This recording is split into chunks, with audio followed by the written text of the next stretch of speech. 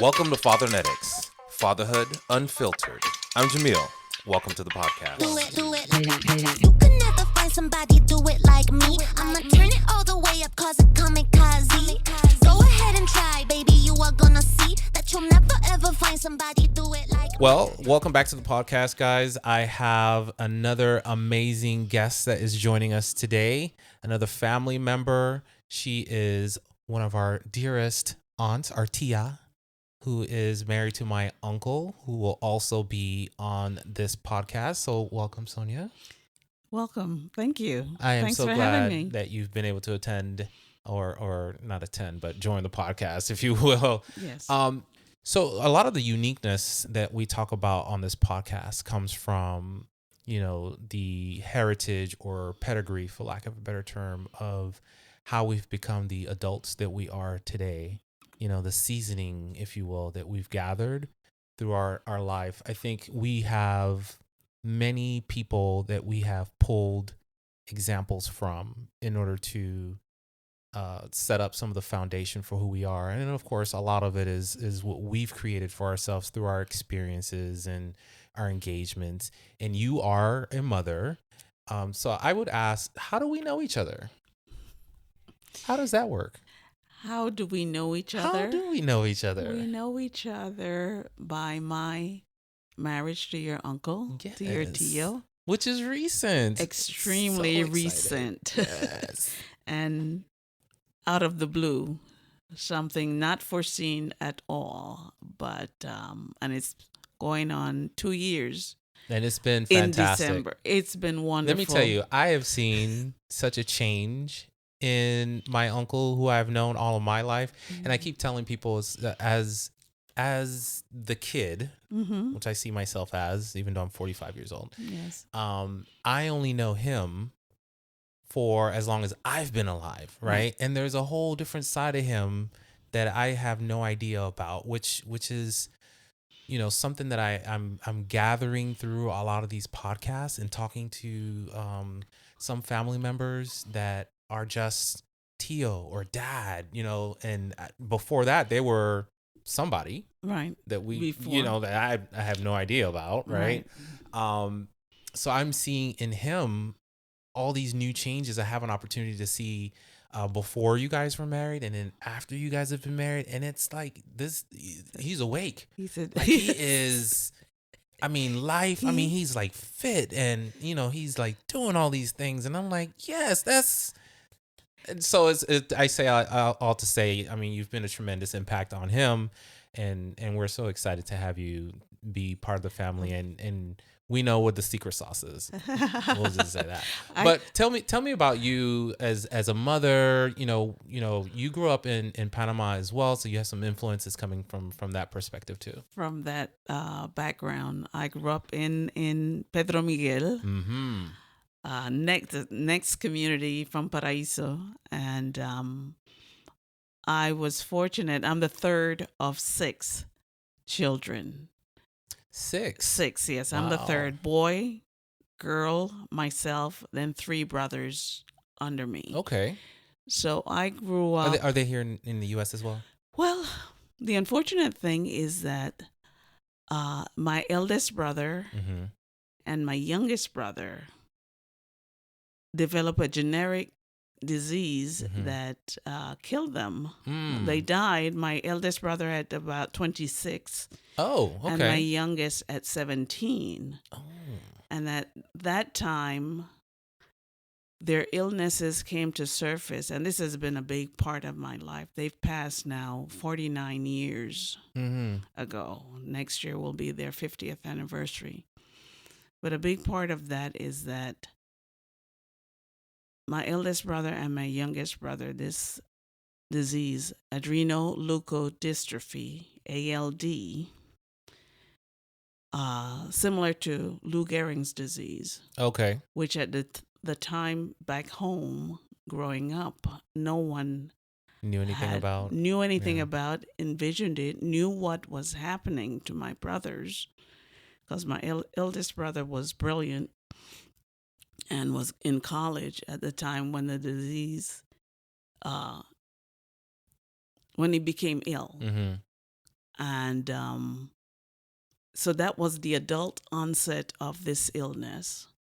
My younger brother was the juvenile aspect onset for him, Mm-hmm.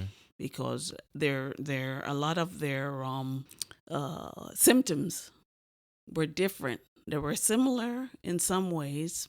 My eldest brother was able to achieve and do things.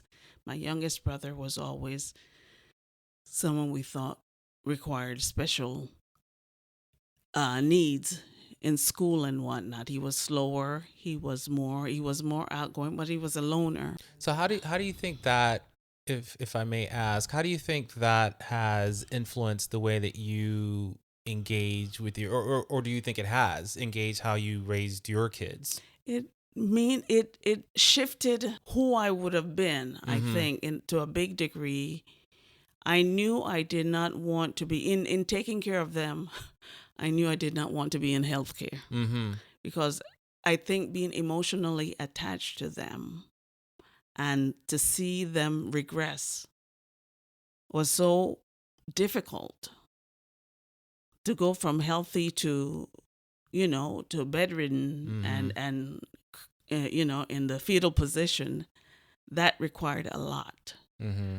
It taught me really just not to be judgmental of people, because illness is illness and Yeah. you cannot, take it for granted. And it's not always so obvious, right? No, As it's to not. why people behave the way that they do. So No. I think that, as parents, and me, a newer parent, just within the last 10 years, right? Being able to teach our kids to not make assumptions, Yes. right? Yeah. And even me going through the adoption process and Mhm. having a child that has ADHD, and I know that's a prescription that's handed out quite often. Right. Um, but even with that, one of the references that I've come to better understand is that kid in the grocery store that's misbehaving and rolling on the floor and There's carrying, a and the mom reason. that's like, please, please get up, like, stop embarrassing me. Right. Right. It's not always that the parent is just so aloof or unwilling. It a lot of the time has to do with something you just don't see. Yeah. So, the patience that we should have, a lot of people don't, right? They They may, don't. well, I would grab that kid and I would, it's Yeah. like, would you, if you experience that, would you really think that way? Right. And the answer is always no. No. And I think it really just, but nonetheless, so you're not in healthcare, but you are a professional woman in the world. I So tell us a little bit about that. I think that's kind of fun to hear some of your professional I experiences. have been. I was blessed, and coming to the U.S. from Panama with just a high school education, because I married early. I got Mm-hmm. pregnant with my daughter. I was a teenage. Mm-hmm. It was a teenage pregnancy, and again, the fork in the road for me as to what do I do. I married the father of my daughter, and ultimately, he was the father of my son also. Mm-hmm. But sadly, he was not a man that, even a young boy, a man that knew what his role should have been as a father, as a husband. Mm-hmm. And so that became another part that I had to assume and take over to bring my child into the world, and even my son, as far as this father of my children. And that was important to me, to also have the same man to be the father. I didn't want to jump around Right. and have children Right. just to have children. But coming to the U.S. and ultimately getting a job with NBC, I had different opportunities with different companies, International Paper and McGraw-Hill. Mm-hmm. Always in corporate, because I was able to assimilate, be comfortable, and usually I was the only person of color in those settings.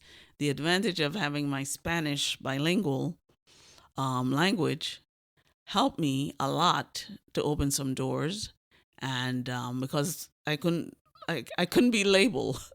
Right, well, I mean, it's one of those.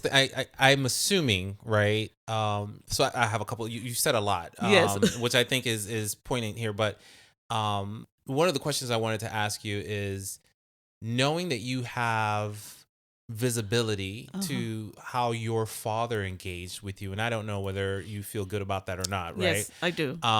So knowing that you have visibility to that, and then have visibility to how your former husband was not the type of father that you needed him to be, it sounds like you had two worlds to pull fatherhood into yourself Right. for your kids. Yes. And I think a lot of us do that.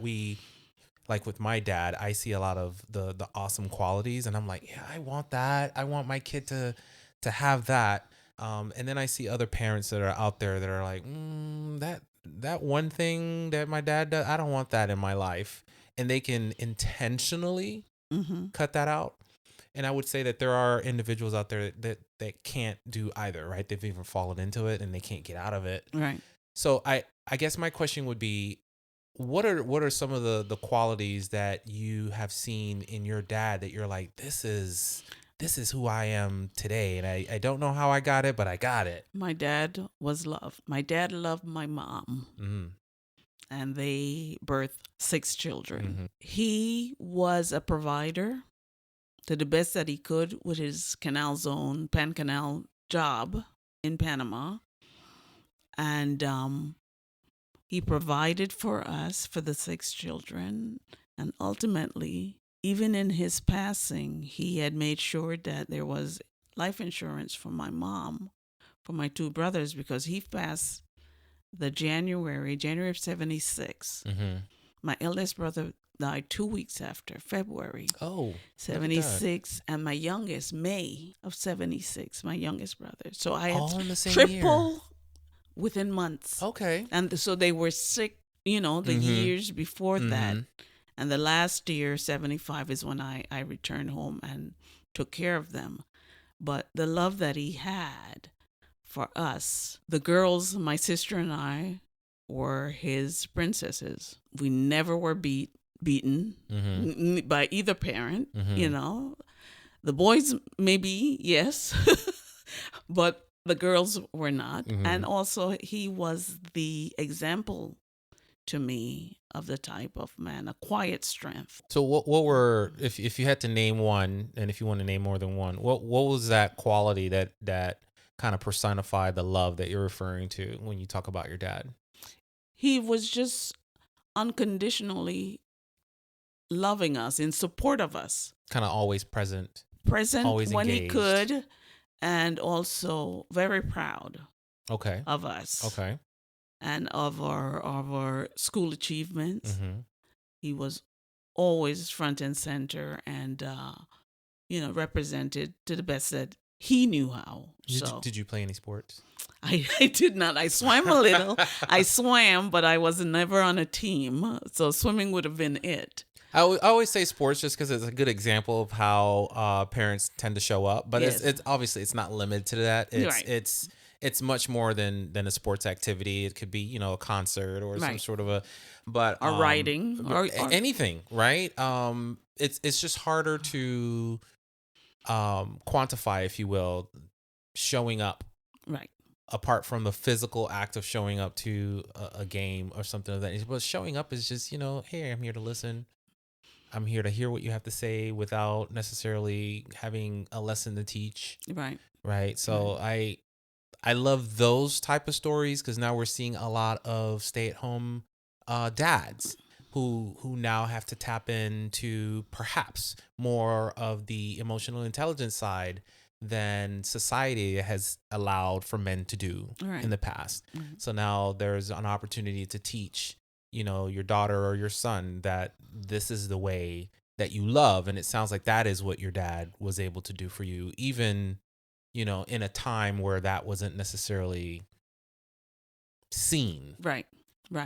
And it was unusual. I had friends that can tell me things and stories about my dad to this day.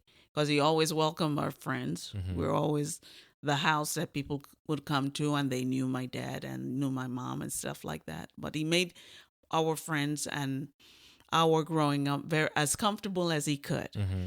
You know, so there are great stories that my friend have. I can't say the same, except for one other friend and her father. Mm-hmm. I can't say the same about other parents that I knew. And how they were connected. Right. And okay. And it seems, do you think that, changing my question mid-sentence, do you feel like this contribution to how your dad was rooted in being out of the United States as opposed to being in the United States? And the reason I say that is because I was born in Panama and I had opportunity to come here to the United States at the age of 10. For me, everything that happened before 10 was fantastic. Mm-hmm. It was like golden years, right? My parents were well known. My grandparents were well respected. You know, there is not a place in Panama that we could go where my grandparents weren't recognized, Right. or my parents weren't recognized by way of my So it's very like celebrity status without the celebrity, right? So I love that. And then coming to United States, I was exposed to things like racism and prejudices based on the way you look, the way you dress. I didn't experience any of that in Panama, right? Because that kind of stuff, I guess, for my age group, didn't matter. It wasn't something that was part of the equation. So I think that had I been raised or born in the United States, I would be a different person today. I never officially met your grandfather, and I wish I had. I thank him today. He is for the man force to be reckoned that with. Yes. he was and the influence that he has had on his family to this day. The example that he has been as a father. I knew your mom as your grandmother as a crosswalk guard. Most of the kids knew Mrs. Mayers before anything else, and I think she was probably the more popular of the two. Yes, she was. Right? Yes, she was. And we attended the same church. I grew up in the same church, St. Albans Church in Paraíso. So I knew and respected your family in the community. And Chris, your Tio and I don't know if you're saying names. Yeah, names are fine. Your Tio and I were in the same class, in the same grade, not the same classes. Look at that, full circle. So it's just amazing to us that here we are today. But again, respected in the community, they were icons, and to this day, people talk about, and rightfully so, should be very proud of your lineage with them. I did not experience any prejudices back home, and in fact, when I graduated, I was hired by the Canal Zone government to work. Unlike my sister, who had graduated before me, she wasn't able to get a job, and I was able to get employed, pregnant, single. Well, you had your destiny laid out for you. But it worked out for me because I think more than anything, God knew what I needed with the circumstances that I was facing and was going to face further on. So I made connections after high school with that job. And then when I returned 2 years later to assist my family, they rehired me. Oh, okay. They rehired me. So I was the only employed person in my home because my dad was sick, in taking care of my siblings and my dad. So, but I think more than anything else, all of that experience, I haven't had any negatives, even coming to the U.S., because I've always been able to accomplish the goals that I set my mind to do and to get good opportunities to work. So working in media and communications at NBC was something without a degree that I was able to, because I very much know that the education we received back home was akin to like a junior college, the high school education. Well, And education. How do you feel about education just in general outside of the U.S. versus in the U.S.? well, I think it's a necessary thing, and it's something that it's a good goal to meet for yourself. Not necessarily that it's going to help. It may open some doors Mm-hmm. readily, more so than someone that is not degreed. That's one of the my own personal regrets that I have, that I didn't pursue it, but I was raising two kids and working full time, and even, trying to navigate how to do well with my children. Mm-hmm. I was blessed that neither one ever had to go to the emergency room or hospitalized or sick or anything like that. And Has some good genes. they had some good, well, my Well, brother, they had the whatever, they now have some good genes. Is what I'll say. whatever, we didn't know Right, that right. what existed. Right. And I was fortunate because my sister happened to have a son with the same illness that my brothers had. So you kind of recognized it. Yeah, and Okay. I don't know if it's because she's the first daughter, because she has a lot of my mother's um, propensity for different illnesses. Mm-hmm. So she was a carrier of the gene that affected my brothers. So her son developed had the illness. It sounds like you've had some sort of a gene exercise to be able to determine it. So okay, so the technology is now available to be able to Yes. say this is what, okay. Yes. Okay, that's good. I mean, we've come quite the ways in the last 20 years or so. Yes. And I know technology has been evolving a lot longer than that, but just in the last 20 years, it's kind of jumped Yes. over a few tall buildings. Yes. Yeah. So what I would say is, when it comes to providing advice to your kids, right? Yes. Because you, as a parent, having done this a few times, you have a wealth of knowledge. So what would you say is like baseline that a parent should be able to teach their kids, or at least have a mile marker? Because we're not trying to get our kids to be who we want them to be. We want them to have the foundation so that they can decide who they want to be, and it hopefully, right, be something that is successful in the life, in joining the community and society, and not being disruptive, if you will.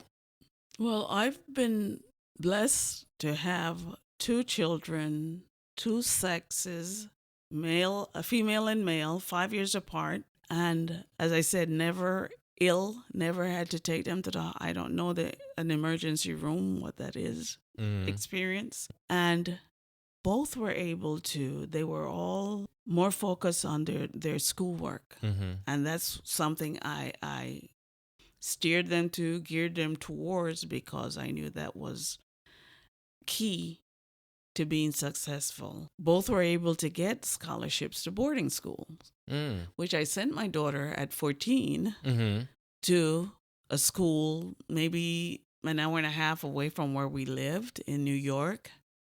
And then when and she graduated, this has been now, I think, 35 years since she graduated high school. But I needed her to experience a different way of life, not the jungle of Manhattan. We were living in Manhattan at the time. And I wanted to see grass and listen to the crickets and not be concerned about the living in the city type thing. And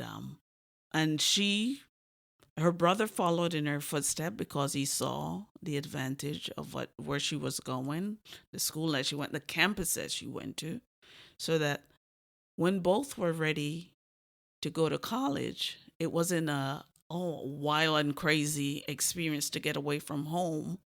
They had already done that in their teens, and they were more focused on what they needed to do for themselves. And I know, especially for my daughter, she's never wanted to disappoint me. Mm-hmm. Not that I think exuded a power or strength over her to do well. That's your job. You're in school to be a student. Right. Do well. Right. If you're given the access for these things. What else you're not homeless. You're not, let me worry about Right. the finances and the other things. But this is your passage to do that. So what gave you the insight or the inclination to say diversification in the environment is what I need to have for my kids? Them. Well, because I'm thinking in my head, like if I live in New York, like this is where I live. This is what we're gonna learn, and a lot of parents do that, right? They move from these metro areas, and now they're in. We'll use your example. They're in Nebraska, and that's like so different. It's slower pace. The people are different. They're oriented different. They have different experiences. So it's almost like learning a whole new world. Yes. So, well, for children or for you, well, for me, for your kids, I know we can talk in generalities, but you've actually done it. I've done it, but I found for my children, I needed to expose them similar to what I grew up with. Mm-hmm. In paradise, Pedro Very Miguel much and so, Paraíso. Yeah. In Panama, the sun and the grass and the mangoes on the tree. And the animals. And I tell people all the time, I used to eat mangoes off the tree in the backyard. They're like, really? Yeah, we come up here and we pay $1.50 for mangoes. Exactly. But I wanted, we were living in New York. I wanted them to see a different side of life, that other things existed than the concrete jungle of New York. And though my daughter could have been a day student coming home and whatnot, there was a scholarship program that came to her school, and she was amongst, I think, 2 or 3 that were selected. And she pursued that. And once I saw that she had interest in getting selected for this opportunity, of course, I encouraged it. And also her leaving, because she's 5 years older than her brother, and she would be his second mom. And I wanted her to be a teenager. I wanted her to live her life and enjoy those teenage years. And so I had to tell her, he's my son. He's not your son. He's my son. I said, so you go ahead. You go off with blessing. And then Kevin and I started to build our relationship. And he loved to read, which was a good thing. There were friends in the neighborhood that had horrible circumstances with drug-addicted parents and stuff like that. I thank God that my son was never interested in those things. He read a lot, ferociously. He's a lawyer today. Oh, look at that. Yes, but when he... Is he still in New York? Yes. Oh. Well, he's in New Jersey. Oh, close enough. Yeah. Well, it depends on who you talk to, right? He's a New Yorker at heart. He's a New Yorker at heart. I'm telling you, the New Yorker in New Jersey is close enough. What are you talking about? But the thing is, once he saw his sister bloom with the opportunity that she had, and she would come home, and was a whole different mindset. They have friends of all races, all denominations, and these are lifetime friends that they have. So he then pursued, okay, I want to be an Oliver Scholar also. And the director of the program said to me, not because Giselle got it, Kevin is guaranteed. Oh, really? Yeah. But I knew that works out. That Kevin had skills beyond what his sister had. And so, but he then got accepted, and he chose to go to a different school, a neighboring school to where his sister went, South Jersey, Lawrenceville School. He bloomed there. So by the time she finished her high school, he was at the other. So I was able to balance both. And what I was doing at the time is working long hours to make the money. Single mom at the time, right? I was, yes. Okay. Working and providing, because there's always extras that they need. We didn't have Zelle and Cash App and stuff like that. They took my checks, but obedient. They fill it out when they needed it, stuff like that. So I trusted them. And that was also building trust. Right. With each other, because mom was gonna help you, but don't go crazy. Your job is to do well in school. That was the requirement. That was it. Yeah, I will say, and I have a question to ask you, but I would say that is for me and Nicholas probably one of the areas that we're really working on, because we want to allow an opportunity for trust to be built, but it's also an opportunity for us as adults to be able to release a little bit, which sometimes is really hard to do. It It's is. kind of, It is. so, he has a cell phone now. The cell phone is really, it's an unknown to us, Yes. because when we were growing up, we kind of had, I said when we were growing up, I feel old now. We had a graceful kind of elevation to it, right? We started off with a phone that was just a phone. Then it had a few apps, and then it got the internet. And then so it was kind of like incremental for us. Right. Jacob now has a phone that is more powerful than a computer. Yes. So it's like, okay, what are we doing? What are the guardrails? And no one really knows what that is, because no one's been here before. With kids that are his age, 11 and 12, having cell phones, going to school, and then adding to that things that happen in school with the lockdown drills, and I can get into that, and that's a stressful conversation. It's a lot. But my question to you is, if the opportunity to go off to school had not presented itself, do you feel like you still would have been open, or at least looking to create that diversity in your kids? Is that something that kind of always sat with you, saying this can't be it? We need to grow beyond this at some point. Well, they would have. They were in great schools in New York, in Manhattan, in Harlem. They were in great schools. I simply wanted them to gain some independence, because I thought they had pretty good judgment. They worked. You raised some great kids. They were good kids, and that was a blessing to me, because God knows I needed them to be who they are or were, and they were responsible. Giselle was super responsible as a big sister, looking out for her brother, that I had to cut it for her and tell her, go be a teenager, live your life, and go from there. Kevin and I were able to bond more while she was gone, those years that she was gone. And ultimately, as I said, when he got into his private school, boarding school, he was able to adapt. But she has been the trailblazer for her brother. She got the scratches and the wounds, and also was able if she can do it, I can do it. Well, that, and also counsel her brother, which is something that she took to heart. Again, that's her baby brother. So again, they were a blessing as far as raising them. And even my friends would say, well, I made it look easy, but only because they were good people. My goal was to raise honorable, decent, caring members of society that also were not followers, because there's so many influences. They did not have the cell phones growing up. My daughter had one phone in the hall where the dorm, and it's amazing how we communicated, how we got in touch with each other during those times. Let me go find her. Hold on. Yes, it's for you, or she'll call me at a certain time, and no cell phones. Now that the kids have cell phone, I have 2 grandchildren, and that's a whole different. My son has 2 younger ones. I have 3, but Riley is gonna be 22. I practically She can have a phone. It's okay. I practically raised her with living with my daughter and I and her. We lived together.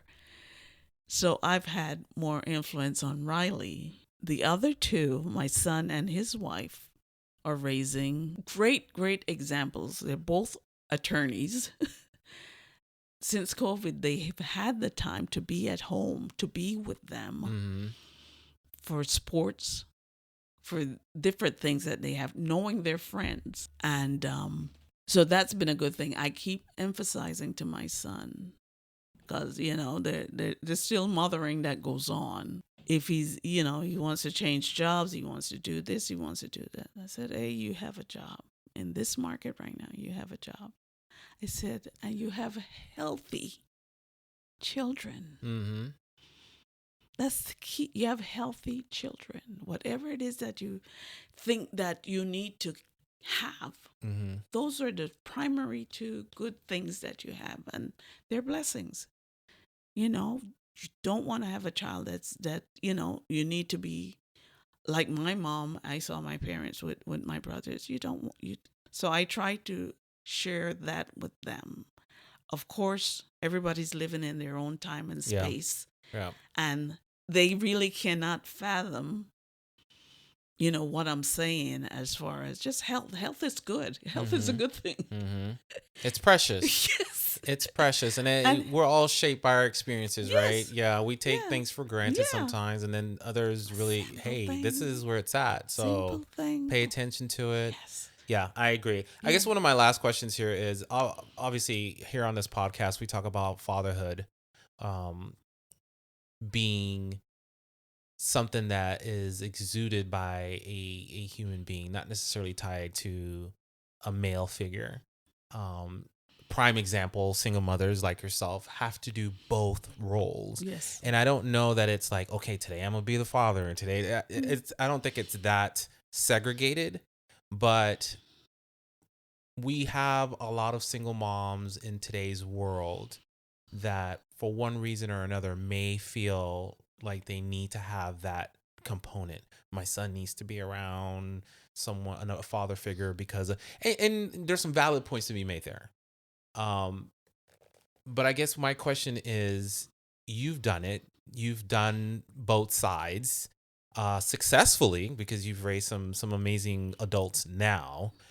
What would you say is at least one characteristic that should be represented as you are raising children that would bring all of that full circle? Not that you need to be this way to represent the fatherhood perspective. Your experience from your father was love. Mm-hmm. I mean, so that's an easy thing, whether you're male, female, or anything in between, to be able to share it with your kids. But when people say, "Hey, your kids or some kids need to have a father figure in their life," what would you say is right or wrong about that? Well, they need to have father figures. My kids did have a stepfather Mm-hmm. in between, and he is who they identify as dad Okay. versus their biological father. Mm-hmm. Because we divorced after 7 years. So there was another person that raised. My son was 18 months in diapers when I met William. That's my second husband. Mm-hmm. And Giselle was about 6 years old, and she was very skeptical of this person because she was attached to her birth father. Right. Right. Once she got comfortable with her dad, call him her dad because that's how they know, That's how she knows it. and Yeah. that's who Yeah. their friends know as their dad. Mm-hmm.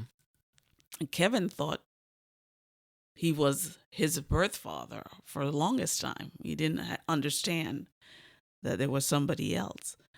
And he has passed 20 years ago. That's my singlehood. But I also believe in, if not an uncle or close male representation, mentors Mm-hmm. from school. My kids were blessed to have mentors from the Oliver program, people that guided them, the director, the chairman of the organization, were mentors to them, that they were so attached to the kids that one would check on Giselle when she first went away, stuff like that. And they would have gatherings and during the holidays and stuff in New York at his company.